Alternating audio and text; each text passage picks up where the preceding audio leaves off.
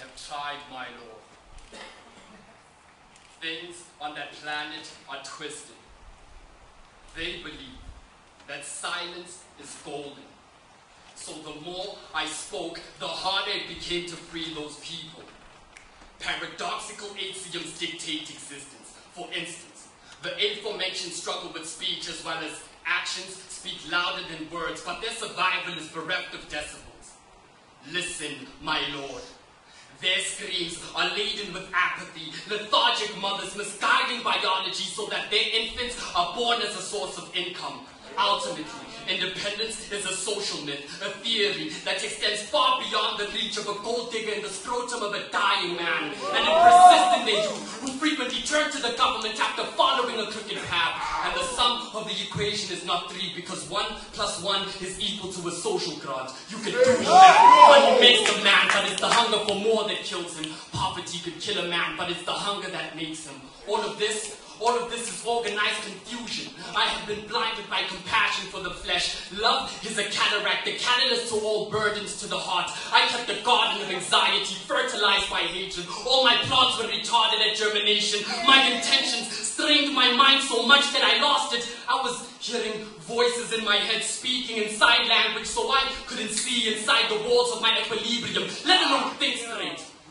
But at least I knew that initiative and awareness are in 2 different dimensions. As a result, I was constructing wind sculptures to advocate freedom. But they were blown away to form tornadoes of discontent. I tried, my Lord. I tried to get a grip by holding on to creativity. But the totem poles of art in its purest form splintered my hands. What kind of thank you is this? I predate the existence of oxygen, and over the centuries I have been sharpening my perspective so much that it is beginning to hurt my vision. I have tried, my Lord.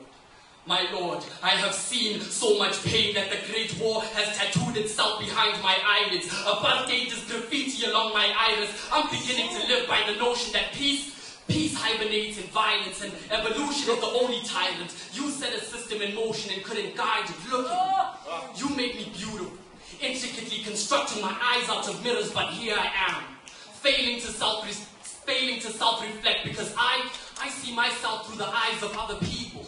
And in senseless since tension builds in monotonous autonomy, and heaven's death slip shifts till wills fall in pits, and we blame it on authority. I'm no longer wanting on this odyssey. I'm just behaving like slaves did on this rock that is no different to a slave ship. My Lord, I beg you please, I'll slit my wrist to spare your divine designs that were stolen by Jehovah. My Lord, I beg you, please. Son,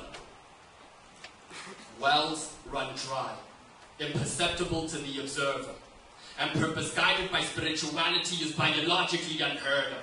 Faith is self-destructive when the psychological tenets of spirituality are the remnants of a scribe's imagination. Philosophy is a placebo. Why in the hell would you ask questions in the aftermath of the event horizon? It's not surprising. They stand with their backs towards each other as if they understand that the night hurts most when you are ignorant to the facts and decide to face the grim side of life where friendship is reaped at the cost of betrayal. This is how lessons are learned. You get lectured by the circumstances leading up to the situation. You get lectured by the circumstances leading up to the situation. We get taught by evolution that 4 walls are not a natural habitat. Their intellectual development was retarded by intelligence. I am only hurt by the fact that not all placentas that feed a fetus belong to women who have the quality of being mothers, and absent fathers who are present to the destruction of their own children.